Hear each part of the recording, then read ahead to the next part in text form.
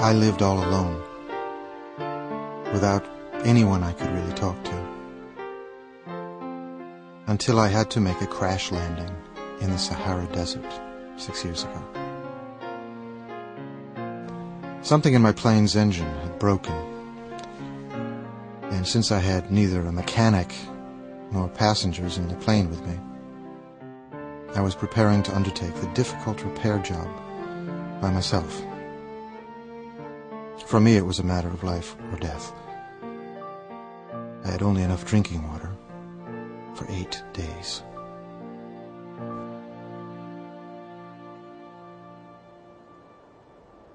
The first night, I went to sleep on the sand, 1,000 miles from my inhabited country. I was more isolated than a man shipwrecked on a raft in the middle of the ocean. So you can imagine my surprise when I was awakened at daybreak by a funny little voice saying, "Please, draw me a sheep." "What?" "Draw me a sheep."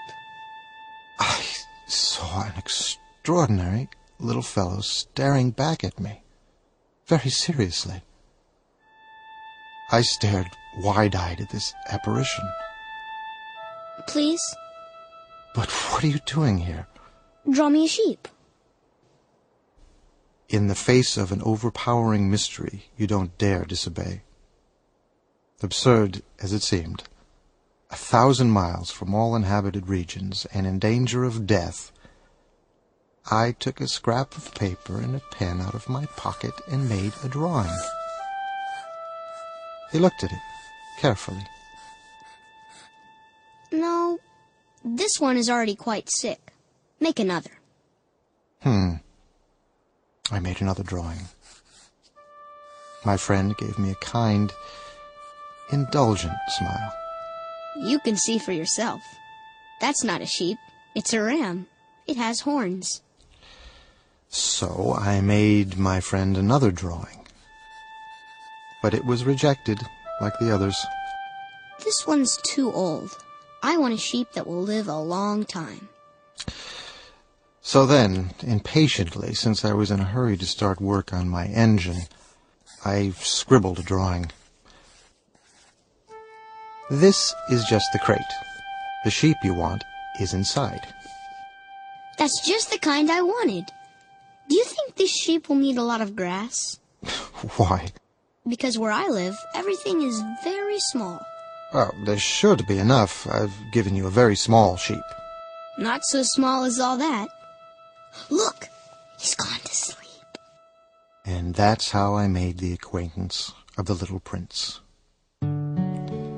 It took me a long time to understand where he came from. The little prince, who asked me so many questions, never seemed to hear the ones I asked him. "What's that thing over there?" It's not a thing. It flies. It's an airplane. My airplane. "What? You fell out of the sky?" Yes. "So you fell out of the sky, too. What planet are you from?" You come from another planet?" "Of course, that couldn't have brought you from very far." And he fell into a reverie that lasted a long while. Then, taking my sheep out of his pocket, he plunged into contemplation of his treasure. "Where do you come from, little fellow? Where is this where I live of yours? Where will you be taking my sheep?" "The good thing about the crate you've given me is that he can use it for a house after dark." "Of course. And if you're good, I'll give you a rope to tie him up during the day. And a stake to tie him to." "Tie him up? What a funny idea." "If you don't tie him up, he'll wander off somewhere and get lost." "Where could he go?" "I don't know, anywhere. Straight ahead." "Even if he did, everything's so small where I live. Straight ahead, you can't go very far." That was how I learned a second very important thing, which was that the planet he came from was hardly bigger than a house. Every day I'd learn something about the little prince's planet, about his departure, about his journey. This was how I learned, on the third day, about the drama of the baobabs.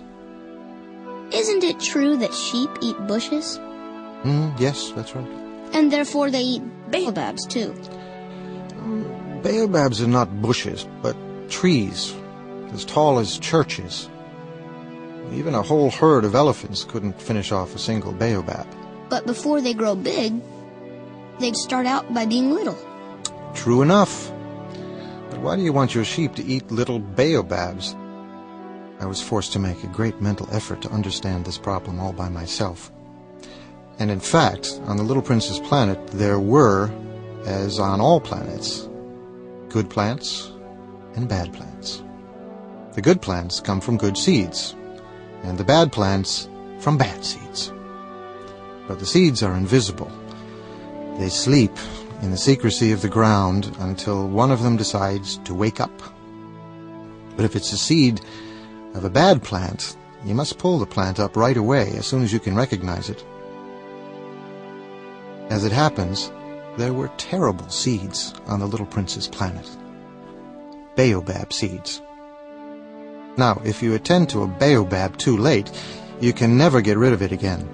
It overgrows the whole planet. Its roots pierce right through, and if the planet is too small, and if there are too many baobabs, they make it burst into pieces.